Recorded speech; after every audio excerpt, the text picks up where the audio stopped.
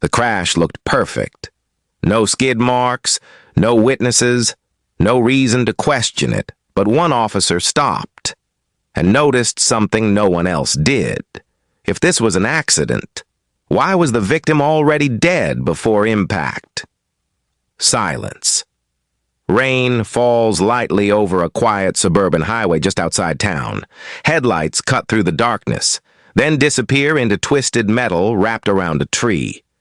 Daniel Reeves sits motionless behind the wheel. 42. Successful. Private. A man who lived the same day over and over, same wake-up time, same meals, same route home every night, no surprises, no risks, no enemies, at least none anyone could name. Police arrive within minutes. Flashlights sweep across the scene. "Single-car crash," one officer says. "Probably lost control in the rain." It looks clean. Too clean. No skid marks. No sharp turns. No sign he tried to avoid the tree. Just a straight line, ending in impact. Officer Lena Carter steps closer, her eyes scanning slowly. The engine ticks softly. Steam rises. Daniel's body leans slightly to the side, seatbelt still fastened. She reaches for the driver's door. Pulls. It doesn't move. Locked. She frowns.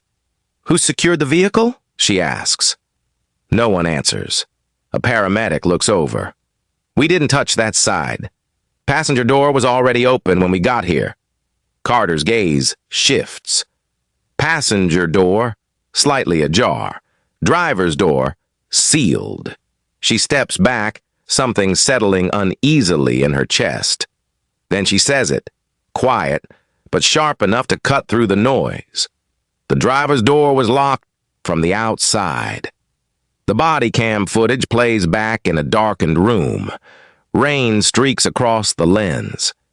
Flashing lights distort the edges of the frame. Voices overlap. Routine, controlled, dismissive. Single vehicle. No witnesses. Likely hydroplaned. Officer Lena Carter stands still, eyes locked on the screen. She rewinds. Plays it again. Slower. The car comes into view. Angled into the tree, front end crushed inward. She pauses. Zooms in on the road just before the impact point. Nothing. No tire marks, no drag, no sign of braking. The asphalt is wet, but untouched. She leans forward slightly. "Play it frame by frame." The technician complies. Frame, frame, frame. The headlights approach. Steady, centered, unwavering. No correction, no hesitation. Just a straight path into the tree. Carter exhales slowly. "That's not loss of control," she murmurs. "That's commitment." Silence behind her. She rewinds again, this time focusing on the dashboard, barely visible through the cracked windshield. Zoom there. Grainy pixels sharpen just enough. The clock is frozen. 11:32 p.m. Carter doesn't move. "Dispatch logged the crash at 12:04, someone says, behind her. She nods faintly, then points. The engine was still warm when we arrived. A pause. Another officer frowns. "So?" Carter's voice stays calm. "So the car was running after 11:32. Her eyes narrow slightly. "But the clock stopped earlier." No one speaks. The implication hangs, quiet, heavy, cut to the coroner's preliminary table. Bright lights, stainless steel, stillness. Daniel Reeves lies motionless, unchanged, untouched by answers. The coroner adjusts his gloves, voice low. "There's something you need to hear before the full report." Carter stands across from him, arms folded. "Say it." He hesitates, just for a second. Then, "Time of death doesn't match the crash." The room feels colder. Carter's expression doesn't change, but something behind her eyes sharpens. "How far off?" "Too far. he replies. We're not talking minutes. A beat. We're talking before the vehicle ever hit that tree. Carter processes it silently. Her mind moves fast, but her voice stays measured. Injuries? Minimal external trauma, the coroner says. Nothing consistent with fatal impact. He gestures lightly. Whatever killed him happened before he was behind that wheel. Carter glances down at Daniel, then back up. If he didn't die in the crash, she lets the sentence hang. The coroner doesn't finish it for her. He doesn't have to. Carter turns, already moving. The pieces aren't fitting. Not yet. But they're no longer random. No skid marks. A clock that stopped too early. An engine that kept running. A body that doesn't match the moment it was found. She stops at the doorway, just for a second, and says it. Quiet, controlled, but undeniable. If he didn't die in the crash, then what caused it? No one answers. But for the first time, this isn't an accident anymore. The records come in just after midnight. A quiet room, dim light, screens glowing. Officer Lena Carter stands over the analyst's shoulder as lines of data scroll into place. Phone activity pulled from the carrier, the analyst says. Last outgoing call. Here. He taps the screen. 11:47 p.m. Carter's eyes lock onto it. That's after the coroner's estimate, she says. The analyst nods slowly. By several minutes. Silence. Carter leans closer. Play the log. The waveform appears, brief, uneven. Call duration, 12 seconds. Not a pocket dial, not a glitch, a connection. Who did he call? Carter asks. The analyst types quickly, pulling up the number, then stops, frowns. Prepaid line, he says. Unregistered, no name attached. Carter doesn't react outwardly, but her focus sharpens. Location ping? Bounced between towers, the analyst replies. No fixed address, burner behavior. Carter straightens slightly. A dead man. Making a call. To a number that doesn't exist on paper. She replays it in her mind. 11:47 p.m. Daniel Reeves. Already dead, according to the body. Yet his phone connects. 12 seconds. Not long enough for a conversation, but long enough for something. A signal, a confirmation, a mistake. Carter's voice cuts through the room. A low and precise. Pull audio. The analyst hesitates. It's partial, compressed, might not be clean. Pull it. A click. Static fills the speakers. Then, a faint sound, movement, fabric shifting, breathing, not clear enough to identify, but not empty. Carter doesn't blink. Enhance it!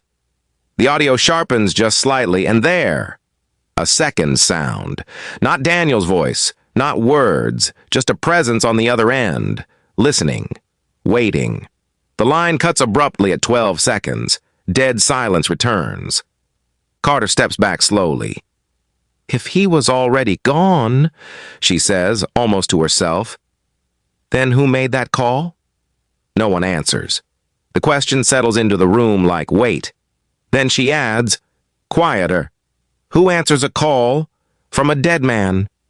The vehicle sits under harsh white lights in the forensic bay. Still, stripped of the chaos it held hours ago.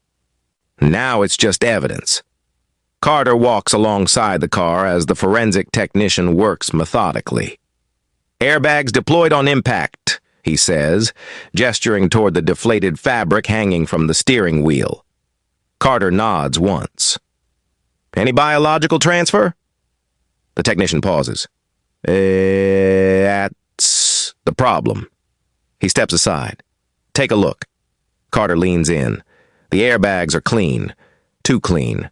No blood, no skin trace, no fibers, nothing that suggests a human body absorbed the force.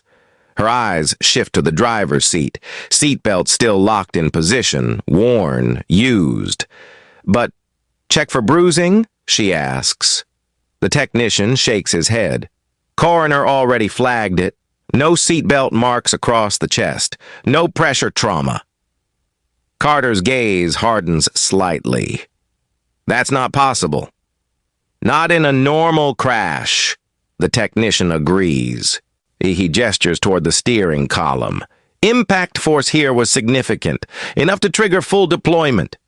Carter runs the sequence in her mind. Seatbelt engaged, airbags deployed, high-speed collision. And yet, no contact, no resistance, no reaction. She steps back, slowly circling the car. Rainwater still clings to the tires. The front end remains crushed inward, frozen at the moment of impact. But something about it feels staged, controlled. Like the car completed its role without a driver, truly there. Carter stops at the open passenger side, looks in, empty, still, too still. Her voice lowers, steady but edged with realization. He was in the car. A pause. Then, but not during the crash. The words settle heavily in the air. The technician doesn't argue, because the evidence doesn't allow it. Carter turns her gaze back to the driver's seat, to where Daniel Reeves was found, placed, positioned, secured, but not alive, not reacting, not driving, just present. And for the first time, the crash stops looking like an event and starts looking like a delivery. Morning light replaces the rain. The road is quieter now. Cleaned, cleared, almost erased, but not completely. Officer Lena Carter stands near the shoulder where the crash happened, eyes tracing the path again. Tree, road, distance. A patrol car pulls up behind her. An officer steps out, guiding someone forward. A man, mid-30s, athletic build, nervous. He asked to speak with someone in charge, the officer says. Carter nods once. Go ahead. The jogger shifts his weight, glancing briefly at the tree. I didn't think it mattered at first, he says. But after hearing about it, Carter watches him closely. Start from the beginning. He exhales. I run this route most nights. Around the same time. What time? Between 11:20 and 11:40. Carter's expression tightens slightly. That's before the crash? He nods. Yeah, way before. Did you see the vehicle? A pause. Then, yes. Carter steps closer, voice steady. Where? He points. Right there, same spot, off the road. Carter's eyes flick to the exact position. Was it damaged? No, he says quickly. That's the thing. It wasn't crashed. Silence. Describe it, Carter presses. The jogger swallows. It was just sitting there, parked. Engine running? He shakes his head. No. Engine off. Headlights? Off. Carter's gaze sharpens. Anyone inside? I couldn't tell, he admits. Windows were dark. Hey, but it didn't look active. She studies him. You're certain about the engine? Yes, he says firmly. No sound, no vibration, nothing. A beat. Carter lets it settle. So you saw the car, in the exact location of the crash. She gestures lightly toward the tree. But hours before it was reported. He nods again, her voice lowers. And it wasn't moving. The jogger shakes his head slowly, then adds, almost reluctantly. It didn't crash. Carter holds his gaze. The man finishes it quieter now. It was placed there. The words land harder than anything so far, because they don't just challenge the report, they break it. Carter turns, looking back at the road with new clarity. Not a loss of control, not a sudden impact. A setup, a sequence, a scene arranged in advance. And the crash? Just the final step. Back at the station, and the footage lines up across multiple screens. Angles, timestamps. Overlapping coverage. Carter stands in the center, arms folded. "Walk me through it," she says. The analyst nods. "We pulled everything within a 3-mile radius. Traffic cams, private security, street feeds." He taps the keyboard. "Here. This is the last confirmed movement." The footage plays. Daniel's car moves down the road. Normal speed. Perfect alignment. No erratic motion. Timestamp. 11:55 p.m. Carter watches carefully. "Keep going." The analyst clicks forward. The screen flickers, then cuts. Next available frame loads. Same road, same angle, but now flashing lights. Emergency vehicles. The car already wrapped around the tree. Time stamp. 12:04 a.m. Carter doesn't move. "Go back." He rewinds. 11:55 p.m. Car in motion. Then nothing. And then 12:04 a.m. Crash scene already established. She looks at him. "What happened in between?" The analyst exhales. "That's the gap." "How long?" "Exactly 9 minutes." Silence fills the room. Carter steps closer to the screen. "Any alternate angles?" "We checked," he says. "Cameras along that stretch go dark briefly. Maintenance cycle, signal drop, we're still confirming." "All of them?" she asks. He hesitates. "Yes." That lands differently. Carter's eyes narrow. "All cameras covering that road went down at the same time?" No one answers immediately, because the answer is already there. "Yes." She turns back to the screen. 9 minutes. A moving car. Then nothing. Then a finished crash. Her voice drops slower now, more deliberate. "What happens in 9 minutes that no camera saw?" The room stays quiet. Because whatever happened didn't want to be seen, and somehow made sure it wasn't. Carter stares at the frozen frame of the crash. Every detail now feels placed, timed, controlled. A parked car seen earlier, a dead man making a call, a body that doesn't match the impact, and 9 missing minutes that erase the only part that matters. She doesn't look away, because the answer isn't in what they have. It's in what's missing. The autopsy room is silent, except for the low hum of overhead lights. A folder slides across the steel table. Officer Lena Carter opens it slowly. Page after page, clinical, precise, detached, but one section is marked, highlighted, final findings. The coroner stands nearby, arms folded, watching her read. Carter's eyes move line by line, then stop. She looks up. "Walk me through this." The coroner nods once. "There's internal bleeding," he says. "Significant." Carter frowns. "From the crash?" He shakes his head immediately. "No." He steps closer, pointing to the report. "Location of the hemorrhage doesn't match forward impact. It's concentrated toward the back." Carter's grip tightens slightly on the file. "Back? Of what?" "The skull." Silence. "A blunt force injury," he continues. "Delivered with enough force to cause unconsciousness, possibly death depending on timing." Carter processes it, her voice low. "And you're certain it didn't happen during the collision?"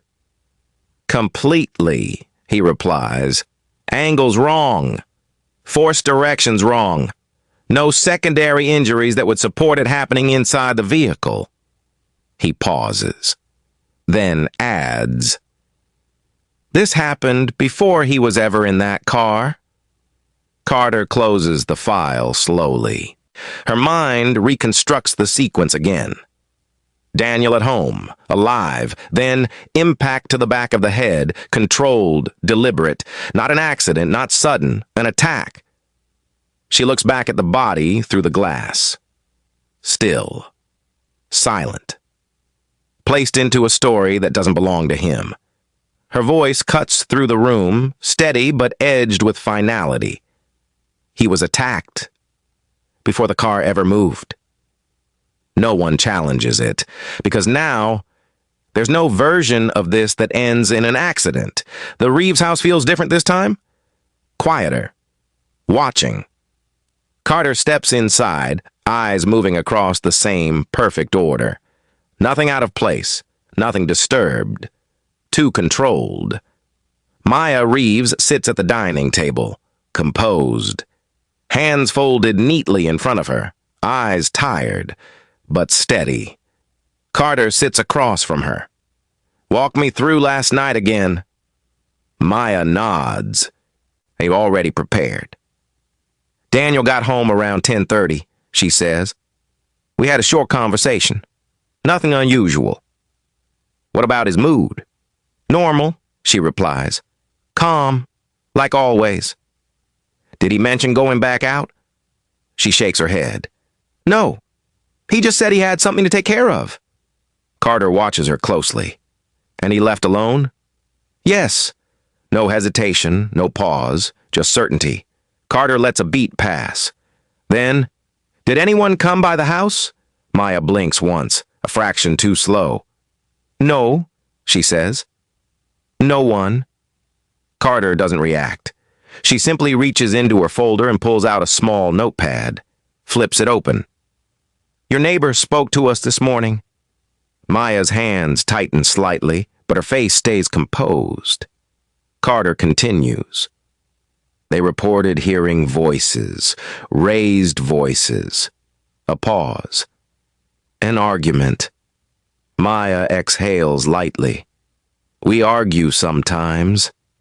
Now, that's normal. Carter nods. But they also said something else. Now Maya looks up, directly, listening. They saw another car outside, Carter says. Parked near your driveway. Silence. It stretches, just long enough. Carter doesn't look away. What kind of car? Maya asks, finally. Carter doesn't answer the question. Instead, why didn't you mention the visitor? The air shifts, subtle, but real. Maya's composure holds, but something beneath it flickers. There was no visitor, she says. Flat, controlled. Carter leans back slightly, studies her. No one came to the house, Maya repeats. Carter nods slowly, but her eyes say something else, because now the sequence is changing. Daniel didn't just leave. Something happened before he ever got to that car. An argument. A second vehicle. A presence that wasn't supposed to be there. And the one person closest to him left it out. Carter closes her notepad, quietly, deliberately, because the questions are no longer broad. They're narrowing, sharpening, pointing inward, toward the house, toward that night, toward Maya. And as Carter stands to leave, one thought settles clearly in her mind. Not everything that was hidden was outside. The digital forensics lab is dim, lit only by the glow of extraction software crawling through recovered data. Daniel Reeves' phone lies on the table, screen cracked, edges scuffed from the crash. But the data inside, intact.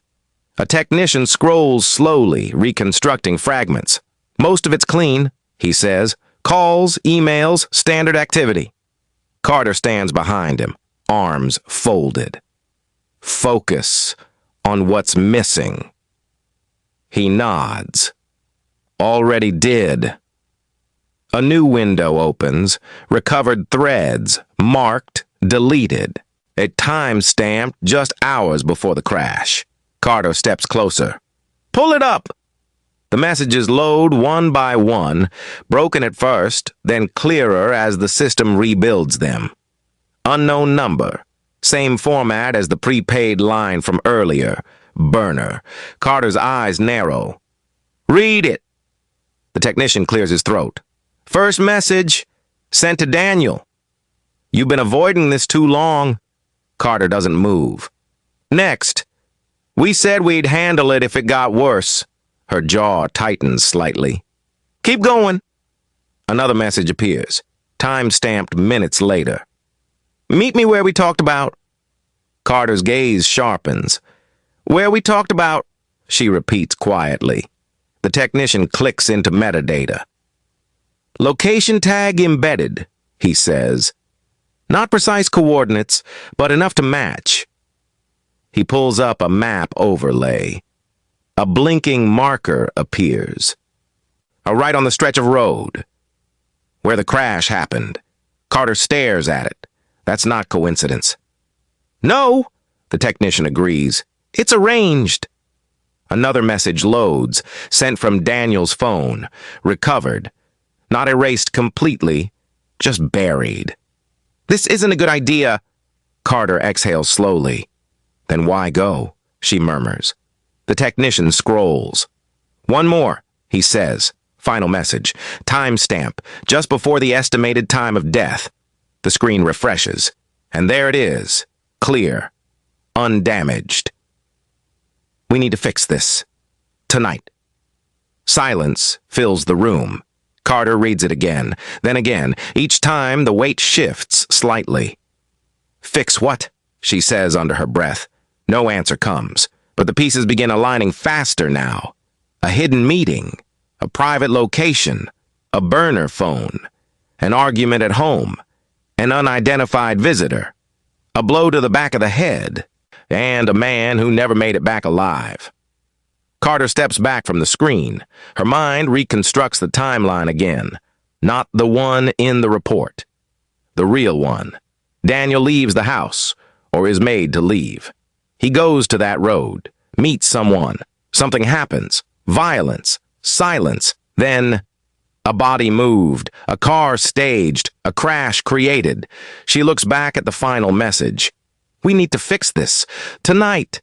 Not a suggestion. Not casual, urgent, final, whatever this was, it didn't wait, and it didn't end the way it was supposed to. Carter turns to the technician.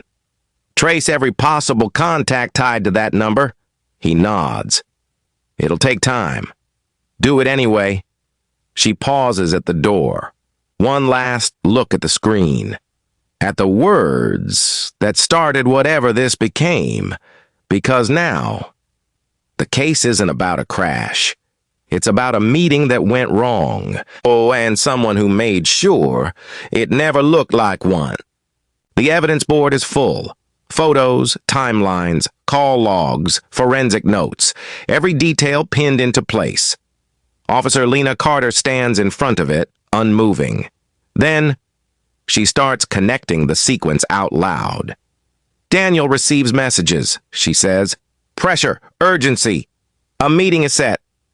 She points to the map. Location. Same stretch of road where the crash is later reported. Another pin. He leaves home. Argument already happened. Witness confirms a second car present. Her finger moves. He meets someone out there. Silence fills the room as officers listen. What happens next isn't clean, she continues. It escalates. She taps the autopsy report. Blunt force trauma, back of the head. Delivered before he ever entered the vehicle. A pause. Daniel goes down. No one interrupts. Because now, it fits. Then comes the cover, Carter says, and she gestures toward the crash photos. Body is moved. Placed in the driver's seat, seatbelt fastened, scene arranged. Another step. The car is positioned off the road, exactly where the jogger saw it earlier. Her voice lowers. Engine off, lights off, waiting. The room is completely still now. Then at some point, she continues, the car ends up crashing into the tree. She lets that sit, because that's where everything breaks. Carter walks over to the forensic report again, flips to a specific page. Airbags deployed, she says, but no blood transfer. She looks around. No seatbelt bruising, another beat. No defensive reaction. She turns slowly. That means one thing. Silence tightens. Carter finishes it. He wasn't alive when the car hit. A long pause. Then, she steps closer to the board, see eyes narrowing at one final detail. The tire marks, she points to the photo, or the lack of them. No braking, no steering correction, no loss of control, just movement, straight into impact. Her voice drops, quieter now, but sharper than ever. This car didn't drive into that tree. A beat. Then, it was pushed. The realization lands across the room. Heavy. Unavoidable. Carter continues, steady. From behind. Enough force to carry it forward. Enough to trigger the crash without anyone inside controlling it. She glances at the reconstruction notes. 9 missing minutes. Cameras down. No witnesses. Everything is aligning now. Every gap filled. Every contradiction is resolved. She steps back and says the one line that reframes everything. There was no driver during the crash. The arrest happens fast. Maya Reeves is taken in first. He calm, controlled, silent, no resistance. The second comes hours later. A man connected through financial records, hidden transfers, quiet withdrawals, a pattern that only makes sense now. An accomplice. Together, it forms the motive, money, and something else beneath it. Messages recovered between them. Careful, coded, but clear enough. A relationship that wasn't supposed to exist. A plan that went too far. An argument that didn't end. The meeting, the strike, the cover. Everything points to them. Everything fits. Case closed, almost. Days later, the station is quieter. Reports filed, statements logged, charges prepared. Carter sits at her desk reviewing the final digital records. Routine. Until a technician approaches. Slowly.